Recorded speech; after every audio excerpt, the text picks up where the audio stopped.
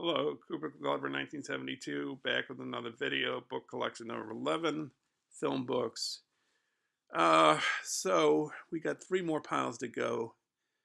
Um, let's get this box finished. Here's the next group of books. Hang on.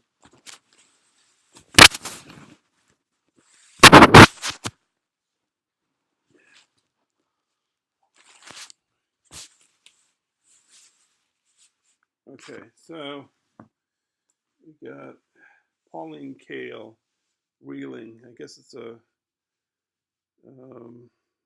Newsday on here. Says the most important film critic this country's ever produced. It's got the reviews of Nashville, Sugarland Express, Emigrants, Shampoo, La Comme La Chaîne, Cries and Whispers, Lenny, Alice Doesn't Live Here Anymore, Mean Streets, Last Tango in Paris, Godfather Part 2. I think it's called, it says long, but I think it's a long goodbye in there. I read a biography of Pauline Kael a while back. I don't own it, but it was a pretty interesting book. And she didn't like the fact that another female critic for the New Yorker got to review some films as well. I think she wanted to be the only one for the New Yorker to review films, but it just didn't happen that way. I think I've read this book a long time ago. I didn't read this particular copy, but I bought this. It's called the Jaws Log 25th Anniversary Edition, which was a while back, of course, because Jaws came out in 75, so this be 2000 maybe when this book came out, by Carl Gottlieb, who I think wrote the screenplay, and introduction by Peter Benchley, who wrote the novel, of course.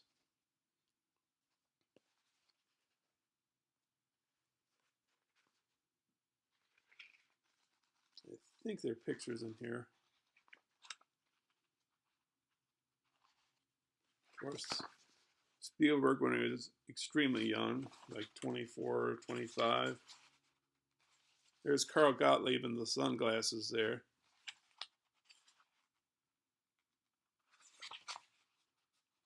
Richard Zanuck and I thought it was Robert Shaw, but it isn't. It's somebody else. Richard Zanuck's right there.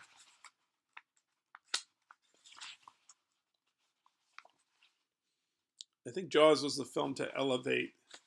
Well, there's a movie that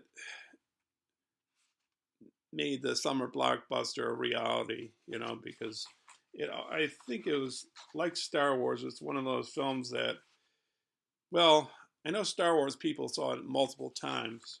I'm not sure with the case of Jaws, but Jaws and Star Wars changed the landscape of cinema forever. Because before that, I believe films could take their time. The Godfather could be slowly rolled out to theaters and slowly build momentum. I think that, but there's some films I think that still do that these days. I think Get Out, the film that's nominated for an Oscar, went out in the theaters, then it left and came out on Blu-ray, DVD, and now it's back in the theaters, from what I hear on other YouTubers. But yeah, so this is what started the summer blockbuster deal. I have read this book. It's called The Mailroom, Hollywood History from the Bottom Up by David Renson. I don't think there's any, what do you call it? Pictures. No, but just tells about how all these guys in the mailroom worked their way up and became these big executives, I guess, in agencies and studios and whatnot. Next one is called Chris Gore's Ultimate Film Festival Survival Guide. Might be a little antiquated by now. How to enter the best film fest. Maybe had some good advice. I haven't really looked at it. Maybe the internet would be probably the internet would be as cheaper and better alternative these days. Okay, so we have two more piles. Be right back with the other pile.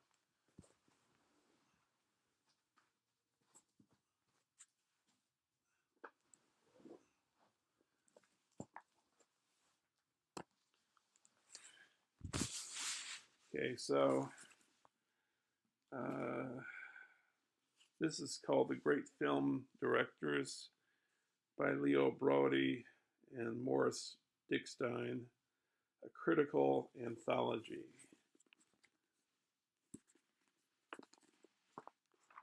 No pictures, I don't think. Something on Renoir.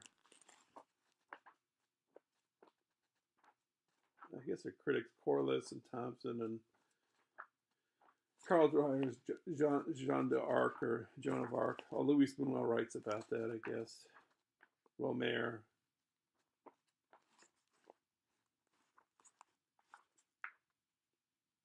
Oh, Michael Romer writes about Chaplin, Charles and Charlie. So it's got some writing in here, you know, like pen write, somebody writing with pen marks. Fritz Lang, Franju, the style of Fritz Lang. Bogdanovich, Fate, Murder and Revenge. Ray, Renoir and Calcutta. Rossellini from Open City General Della Rovere, whatever. Next up, we got History of the Cinema from its origins to 1970 by Eric Rode. I haven't read this. Again, this is a book that the library is getting rid of, I believe.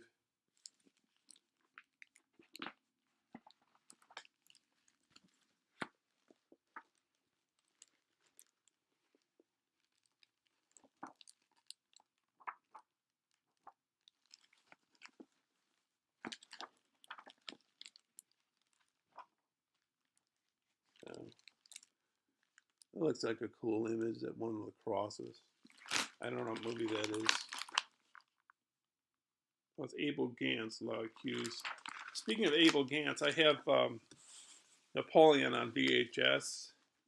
It's the Coppola cut, which is like 4 hours and 5 minutes.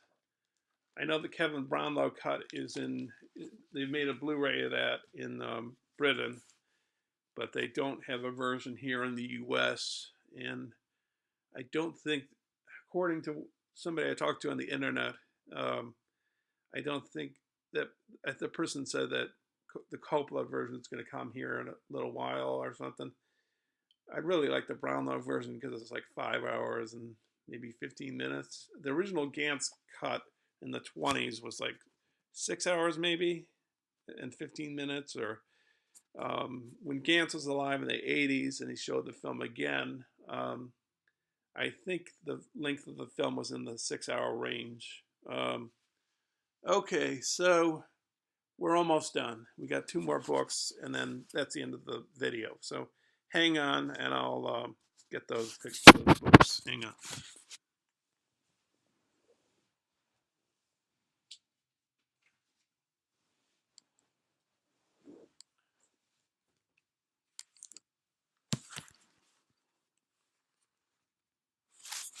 Okay. My voice is getting hoarse, so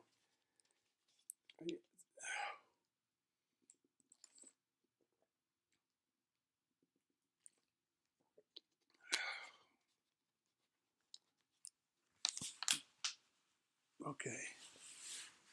So this one is called Thinking in Pictures by John Sayles, The Making of the Movie Matewan. I don't know if I'm saying that right. I think this is John Sayles right here. I'm not too acquainted with John Sayles' pictures. maybe I saw one of his films. I don't know.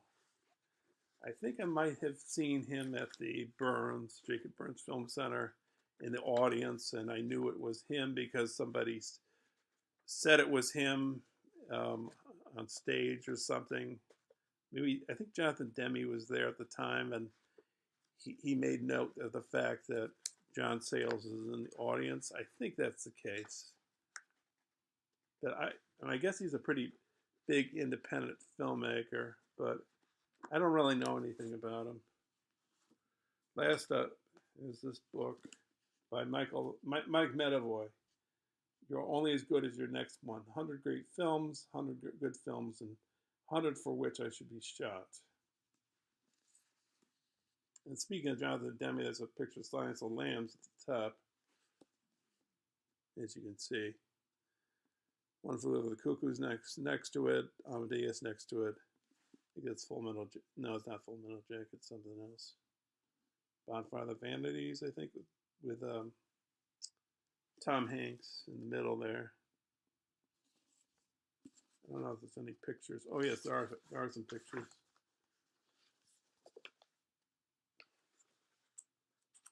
I think it's a letter. That picture I just showed you.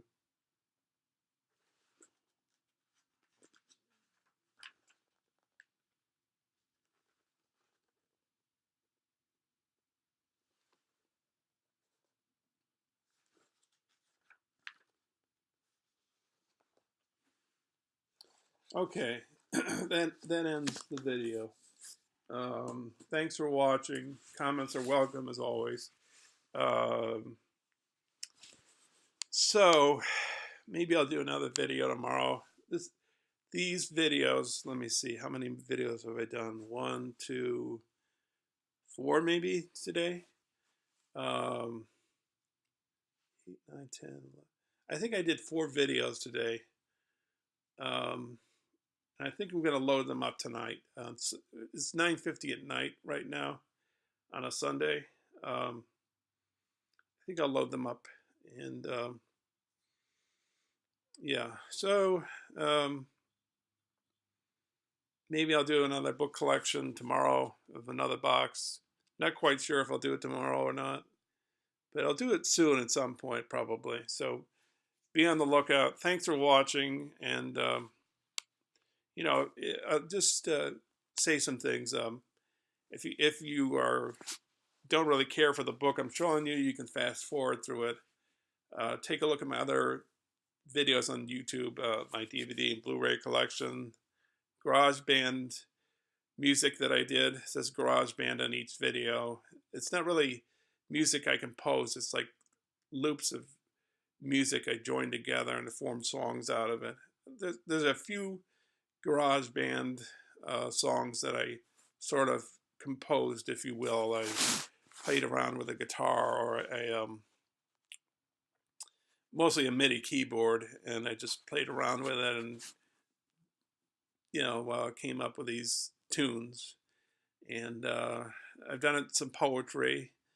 I have a short film I've thought of making. Anyways, I did a photo storyboard of it with sound effects, music, and voiceover narration. It's called Cost of Love. What else do I have on my channel?